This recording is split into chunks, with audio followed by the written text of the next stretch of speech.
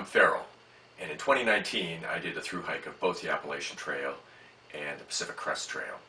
Before I left, I didn't do a gear review. I kind of thought that was pointless. Why talk about my gear when I didn't really even know if it was going to work? But I want to do a series of videos now, and today's video is on the big three. That is the pack, the sleeping system, and the tent. Let me start off right away with the pack, and I will say that I receive no compensation from any manufacturer or retailer. I pay retail price for everything, just like you do. What I chose was the Zpacks Art Blast. It is about the lightest weight option. I was reasonably satisfied with it. Really loved the Dyneema fabric. Essentially it was waterproof. Let me talk about some of the modifications that I made to the Art Blast. I ordered a lumbar pad. Not sure if I'd do it all over again, whether or not I had a lumbar pad. You can order pockets as add-ons, and I had an asymmetric load. That is, I had an upper pocket on one side but not on the other side. In this pocket I typically carried my rain gear so I could pull it out very easily. And in the other side I kept my rain umbrella typically. Sometimes I would also sling in my trekking poles if I wasn't carrying them at the time. I had a pocket on one shoulder strap, and underneath that pocket I carried a knife behind the pocket, so it was sort of unobtrusive. The idea there was that in an emergency I could always pull my knife out. Even with 2 through hikes, the only time I ever would have drawn my knife in an emergency situation was when the mama cougar was trying to protect her cubs and charged me, and I wasn't wearing my pack, so it didn't really matter. I also carried my Garmin InReach Mini in that pocket, so if I was hiking along and I thought if I would get injured, it would have ready access there, and the pocket helped me do that. On the other side, I typically carried a water clip available from Zpacks. They didn't last very long, typically 2 to 4 weeks, and they would end up breaking.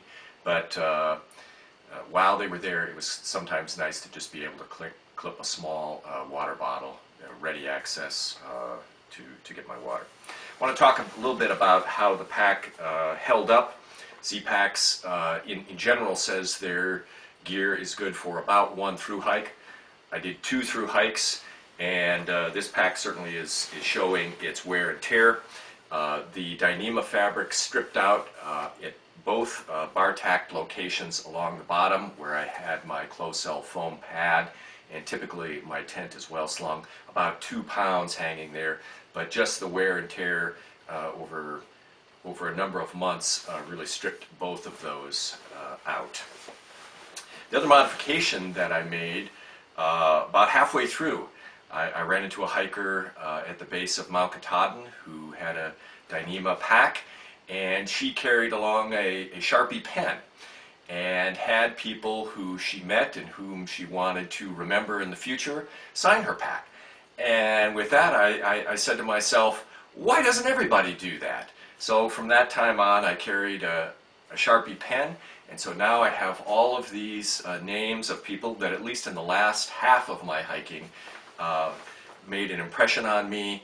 And what I'm going to do now is I'm going to retire this pack, and I'm going to hang it up on the wall of my study, and in future years I'll be able to look up at the pack and see their names or trail names and remember them afresh. And I think that's just a great modification that I was able to make to the Zpacks Art Blast.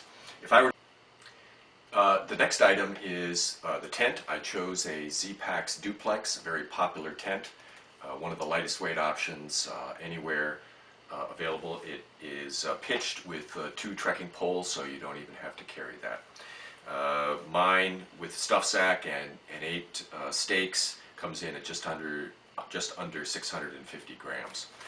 I chose the material that is the camouflage, weighs about an ounce or so more. I chose the camouflage pattern for 2 reasons. One, I thought maybe sometimes I'd be camping in a place where I just kind of wanted to be unobtrusive, didn't want to advertise my presence, and the camouflage pattern would sort of minimize that. That happened a few times. The other advantage of the camouflage pattern is the Dyneema fabric is very translucent. So if you have a light on inside your tent at night, pretty much anyone anywhere around can see you in there and whatever it is that you're doing in there. The camouflage pattern sort of breaks that up a little bit. I really liked the size of the duplex. It's made for 2 people, but most people who carry this these days are hiking solo. I think it would be quite cramped with 2 people in. But it was very nice to spread my gear around. I could bring my pack in at night, no problem.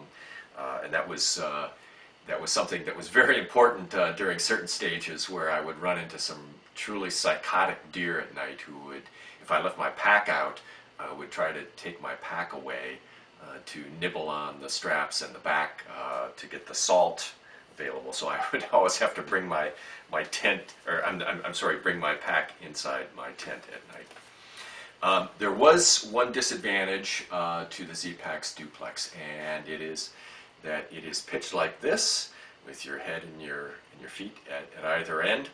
And I'm 6'1.5", and it was just a little too short. And the problem there was that I would push out on the ends. There's a bathtub floor and a roof, if you will, and they are connected with mosquito netting all the way around. No CM netting all the way around. Well, if you push out on the ends, then the water falls down and the bathtub floor will be further out and the water will just channel directly in and puddle on the floor. So when it was raining hard, I always had to be careful, very careful, that I wasn't pushing out on the ends because it would have ended up being a disaster. But in general, I really liked this tent. I thought it was a good option. I only used it about half the nights, I would say. I rarely used it on the Appalachian Trail. I almost always stayed in shelters, except once I got into northern New England during black fly season. I needed to sleep in this in order to avoid the black flies at night. And sometimes on the PCT, I would simply go cowboy camping. I mean, even in January, I was cowboy camping down in Southern California. So I didn't always use it, but it was relatively easy to pitch, and I was pretty satisfied with it. Zpacks. The last thing to discuss is the sleeping system. The bag that I used 3/4 of the time was an Enlightened Equipment quilt. This is the Conundrum. I use this 3/4 of the time. Rated at 0 degrees. I think Enlightened Equipment's temperature ratings are wildly inflated. The only time I was out in something approaching 0 degrees, maybe even slightly lower than 0 degrees, I was in this bag. I had a down puffy jacket, down pants, and down booties, and I still froze my butt off in this thing. I considered that this 0 degree rated quilt was good down to about 25 degrees, even with my down puffy jacket on. The other thing to discuss about this is it was minor flaw, very small zipper on this, and so it was always kind of like a 5-minute operation to get in and out if I needed to get up in the middle of the night to unzip the thing, until one evening in the shelter, Zorro, probably annoyed with me for making so much noise trying to zip and unzip myself, just said, just go out the top. And so from then on, that's all I ever did. Never even used the zipper. But that's what I used 3/4 of the time. Through the Smokies and further on, all the way through Northern Virginia, I used also a 0 degree rated bag, but this was an old Marmot lithium that I got. This is a no-kidding expedition bag. Just over 3 pounds compared with the roughly 2 pounds for the Enlightened Equipment quilt. I knew in this thing I was going to be toasty warm every night, no questions asked. But it was 3 pounds, so I only really carried it during the coldest part of the year when I really needed it. At the opposite end of the spectrum, for the Sierras in August, and a little bit in Washington in September. I carried a Enlightened Equipment quilt. This is the Revelation. This is rated at 40 degrees. What I really liked about this was it only weighed 1 pound, and that was simply a delight, packed down to like almost nothing. But in warmer weather, I really appreciate this. The other part of the sleeping system is the sleeping pad. I'm an old guy. I have to have an inflatable pad. My bones kind of won't tolerate it. I used 2 different kinds. I used a Big Agnes, and I also used a Climate that I picked up kind of on a closeout somewhere. A lot of people worry about punching a hole in this. I did eventually have a problem with the Climate leaking a little bit outside the valve, but I think people worry about that too much with an inflatable pad. I always also carried a closed cell pad. This is the Z-Lite from Thermarest. I used a Big Agnes one for about half the time as well, and I would cut it down so it was like a hip length. Which one goes on top? There's some discussion about that. I did tests on this. I always was warmer if I wore the closed cell pad closest to my body and the air mattress further away from my body.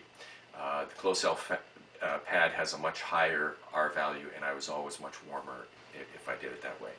But I hope you enjoyed this video and found it informative. If you have any questions, please leave your comments below. Hope to see you out on the trails. Until then, I'm Farrell.